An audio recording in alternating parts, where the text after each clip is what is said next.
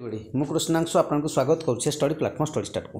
ବର୍ତ୍ତମାନ ଓଏସ୍ଏସ୍ସି ତରଫରୁ ବହୁତ ସାରା ପରିବର୍ତ୍ତନ ଆପଣମାନେ ଦେଖିବାକୁ ପାଇବେ, ଯେଉଁ ହାତରେ ଆପଣମାନଙ୍କର ଯେମିତିକି କରପ୍ସନରୁ କିଛି ଦୂରେଇ ଯାଉଛି ଭଳିଆ ଲାଗିବ ନିଶ୍ଚିତ ଭାବରେ। ଠିକ୍ ଅଛି, ଆପଣଙ୍କୁ ବହୁତ ଭଲ ପଦକ୍ଷେପ ମୁଁ କହିବି।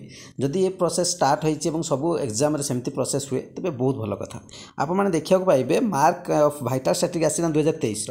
କ'ଣ ହେଉଛି ନା ପ୍ରିଲିମ୍ ଆଉ ମେନ୍ ଏକ୍ଜାମ୍ ଯେତେବେଳେ ଆପଣମାନେ ଦେଉଛନ୍ତି ସବୁ ପିଲାର ଗୋଟେ ଅଧିକାର ଥାଏ କି ସେ ତା ରେଜଲ୍ଟ ଜାଣୁ, ଯେଉଁଥିରେ ସନ୍ଦେହ ଦୂର ହୁଏ କି କରପ୍ସନ୍ ହେଇଛି ନ ହେଇଛି ତାପରେ ଆମେମାନେ ସନ୍ଦେହ ଦୂର ହୋଇପାରେ।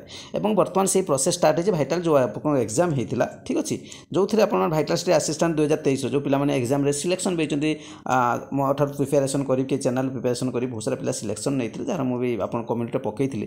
ଯାହା ବି ହେଉ ସେ ପିଲାମାନଙ୍କର ଯେଉଁମାନେ ପ୍ରିଲିମ୍ରେ କ୍ୱାଲିଫାଇ କରିଥିଲେ ଏବଂ ମେନ୍ରେ ଆପଣମାନେ କ୍ୱାଲିଫାଇ କରିଛନ୍ତି, ସମସ୍ତ ପିଲା ମେନ୍ରୁ କ୍ୱାଲିଫାଇ କରିଥାନ୍ତୁ ନ କରିଥାନ୍ତୁ ସମସ୍ତ ପିଲାମାନେ ଆପଣମାନେ 1/10/2024 ଠାରୁ ନେଇ 15/10/2024 ଭିତରେ ଆପଣଙ୍କୁ 15 ଦିନ ସମୟ ଦିଆଯିବ ଆପଣଙ୍କର ରୋଲ୍ ନମ୍ବର ମାରିକି ରେଜଲ୍ଟକୁ ଦେଖିପାରିବେ। ଏବଂ ଏଇଟା ବହୁତ ଭଲ ପଦକ୍ଷେପ। ଆପଣମାନେ ଭାବିବେ ମୁଁ ସିଲେକ୍ସନ୍ ହେଇନି, କିନ୍ତୁ ସିଲେକ୍ସନ୍ ନ ହେଇଥିଲେ ବି ଆପଣମାନେ ଜାଣିପାରିବେ ଯେ ମୁଁ କେତେ ସ୍କୋର୍ କରିଥିଲି ଏବଂ କେତେ ମାର୍କ ପାଇଁ କଟିଗଲି। ତ ଏଇଟା ହେଉଛି ବହୁତ ଭଲ ପଦକ୍ଷେପ, କିନ୍ତୁ ୟାକୁ ଦେଇଦେବା କଥା ଏକ୍ଜାମ୍ ପୂର୍ବରୁ।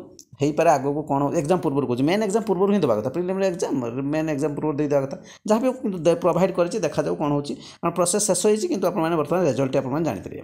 ତ ଏତିକି ଅପଡେଟ୍ ଆପଣଙ୍କର ଓଏସ୍ଏସ୍ସି ତରଫରୁ ଆଜି ଆସିଛି, ଯାହାକି ମୁଁ ଆପଣଙ୍କୁ ଜଣାଇଦେବି। ଚ୍ୟାନେଲ୍ ପ୍ରଥମ ଥର ଭିଜିଟ୍ କରୁଥିବେ ନିଶ୍ଚିତ ଭାବରେ ଚ୍ୟାନେଲ୍ ସହିତ ଯୋଡ଼ି ହୋଇଯିବେ, ଲାଇକ୍ କରିବେ, ସେୟାର କରିବେ, ଆପଣ କମେଣ୍ଟ ସେୟାର କରିବେ। Thank you.